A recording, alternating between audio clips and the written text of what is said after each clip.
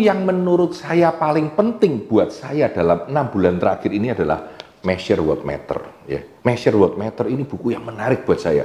Karena dari buku ini terus saya terbuka pikiran mempelajari lebih banyak tentang OKR, Objective and Key Results. Sehingga akhirnya saya membuat seminar tentang OKR, bahkan metode ini saya pakai di beberapa perusahaan saya sendiri. Ya.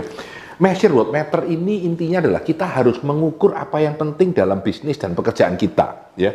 Measure What Matter. Jadi John Doerr itu adalah investor besar dari Kleiner Perkins. Ya.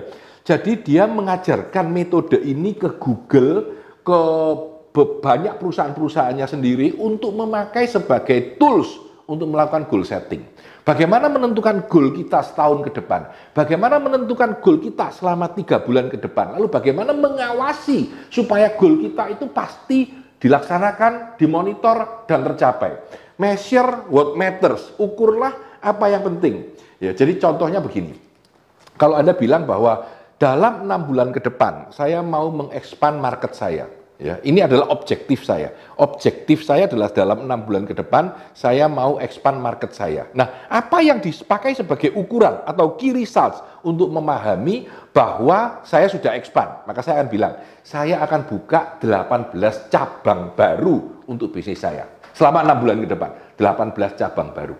Saya akan meng-hire 5 manajer baru untuk memanage bisnis saya. Ya. Dan saya akan membuat promosi dengan uang 200 juta rupiah misalkan ya untuk mengiklankan bisnis saya. Nah, 3 ini adalah key result yang saya pakai untuk mengiklankan, untuk mencapai 5 manajer baru, untuk membuat 18 outlet yang ada selama 6 bulan ke depan. Nah, objektif and key result pendek sekali. Jadi kalau kita benar-benar satu perusahaan membuat objektif and key result mungkin sehari sudah cukup ya. Kalau satu divisi mungkin 1 hari sudah cukup. Tapi yang penting adalah bagaimana kita betul-betul bisa monitor hal itu supaya sukses ya. Ada 4 hal yang menurut bukunya Measure What Matters yang merupakan kekuatan dari OKR atau objektif dan key results ini. Yang pertama, fokus dan komit pada priority. Karena kita tidak membuat banyak prioritas, hanya 3 atau 4 atau 2, maka kita bisa fokus pada hal itu. Fokus pada prioritas yang paling penting dalam hal itu. Dan yang kedua, kita bisa superpower yang kedua adalah align dan connect. Align itu maksudnya menyelaraskan. Jadi kalau yang atas punya tujuan untuk membuka cabang, yang bawah tahu bahwa dia harus keluar kota mencari lokasi baru untuk 18 cabang tersebut. Yang bawah lagi harus tahu, harus mentraining orang baru untuk bisa melakukan pelatihan di cabang itu. Jadi bisa meng-align dan connect di dalam melakukan bisnis itu. Ini superpower yang kedua. Superpower yang ketiga, track for accountability. Karena setiap orang menulis, saya Tanadi punya tugas 1, 2, 3. Kalau saya tidak tercapai, semua orang bisa lihat. Ya. Nah, di Google, menurut buku ini, kalau Anda lihat namanya setiap karyawan, sekian puluh ribu karyawan, di sebelahnya itu ada satu dot, yang tandanya OKR, Objective and Key Result. Anda bisa ngeklik itu, dan ini kan bukan untuk orang luar ya, tapi untuk orang dalam. Anda bisa tahu benar sebenarnya orang ini punya objektif dan key result apa dalam 3 bulan terakhir ini. Jadi biasanya memang dipakai 3 bulan sebagai satu langkah untuk menentukan objektif dan key result. Ya.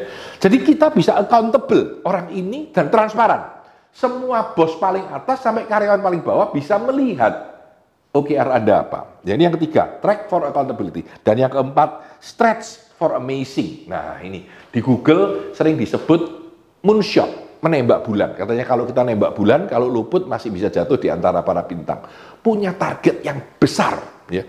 Target kita bukan harus OKR kita tercapai, tapi paling tidak tercapai 70%. Jadi kalau kita misalkan penjualan tahun ini adalah 20M, target tahun depan jangan 23M atau 25M, targetnya 40M. Gitu.